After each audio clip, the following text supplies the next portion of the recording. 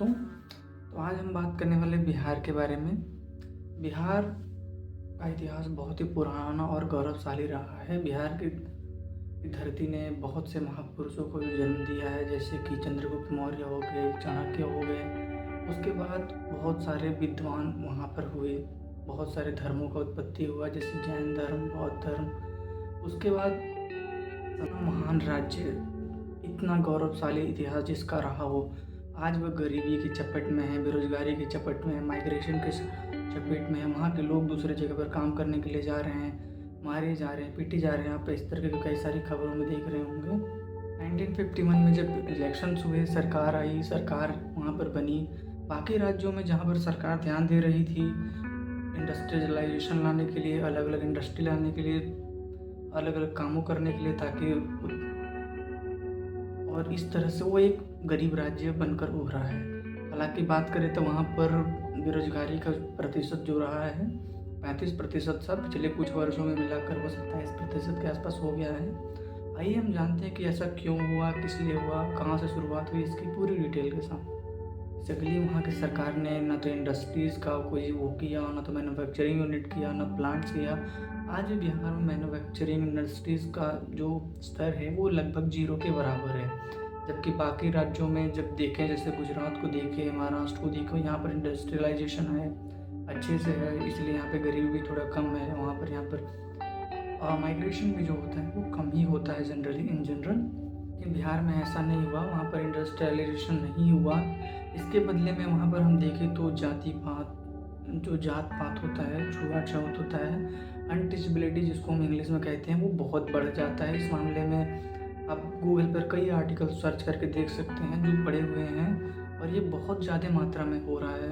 और यहाँ पर अगर हम दूसरी बात करें जो है कि फ्लड प्रॉब्लम इन बिहार में हर साल लगभग मान लीजिए आप बाढ़ आता है, हज़ारों का नुकसान होता है, करोड़ों का नुकसान होता है, कई लोगों की जानें जाती हैं, पूरा अर्थव्यवस्था तहस नहस हो जाती है। जैसे कि पहला बाढ़ जो आया था 1954 में, फिर 1979 में, 2007 में, 2005 में भी आया, 2016 में भी आया। इतने सारे बाढ़ आए, इतने सारे सब कुछ हुआ, लेकिन आज तक इसका कोई भी परमानेंट सोल्यूशन नहीं निकला। न सरकार ने निकाला, न आम जनता ने, न तो वहाँ की किसी अफसर ने, ना फिर किसी ब्यूरोक्रेट्स ने कुछ समाधान इसका नहीं निकला, जिसका आम जनता आज तक भुगतान करते आ रही है, और हर साल वो समस्या काफ़ी खड़ी होती है। अगर हम भ्रष्टाचार की बात करें तो बिहार में भ्रष्टाचार का लेवल इतना ज़्यादा बढ़ गया है कि क्या बताएं। आप वहाँ पर ब्रिजें गिर रही हैं, रेलवे ट्रैक जो चोरी हो रहे हैं, रेलवे के इंजन चोरी हो जा रहे हैं, चारों के घोटाले हो जा रहे हैं। इस पर कोई भी स्ट्रिक्ट कानून नहीं बन रहा है, न तो सरकार ध्यान दे रही है, न कोई पीस रहा है, तो बस केवल आम जनता।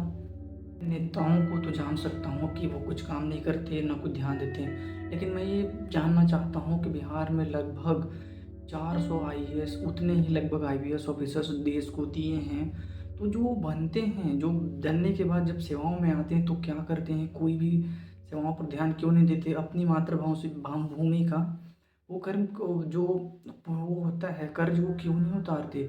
अगर उसमें से 25%, मतलब कि 400 में से करीब अगर मान लीजिए 50 भी अच्छे से काम करते हैं तो कितना भला हो जाएगा। और भ्रष्टाचार तो मैं नहीं कह सकता पूरी तरह से मिट जाए, लेकिन इतनी तो चीज़ें हैं कि सभी चीज़ों पर नियंत्रण आ सके, और कम से कम बेरोजगारी और थोड़ा सा गरीबी को दूर किया ही जा सकता है। और मैं यहाँ पर विशेष रूप से कहना चाहता हूँ कि यहाँ पर न तो अफसरों की भी उतनी गलती है, न सरकारों की उतनी गलती है, पूरी गलती है आम जनता की।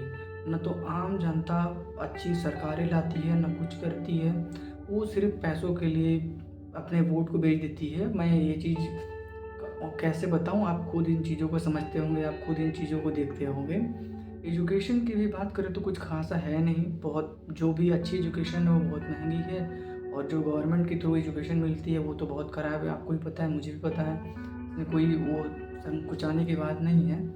ऐसे में कुछ लोग अच्छा काम भी कर रहे हैं, जैसे मैं बोलना चाहूँगा खान सर पढ़ने वाले, वो अपने हर एक चीज़ों को अच्छा कर रहे हैं, एजुकेशन भी बहुत सस्ते ला रहे हैं, लोग जागरूक हो रहे हैं। लोग अगर जागरूक होंगे तो अच्छा चुनाव करेंगे, सरकारें अच्छी आएंगी तो नीतियाँ अच्छी बनेंगी, जिससे हो सकता है कि आगे चलकर भविष्य में इसका कुछ फ़ायदा मिले। लास्टली मैं सिर्फ एक चीज़ बोल सकता हूँ कि लोगों को इस पे ध्यान देना चाहिए।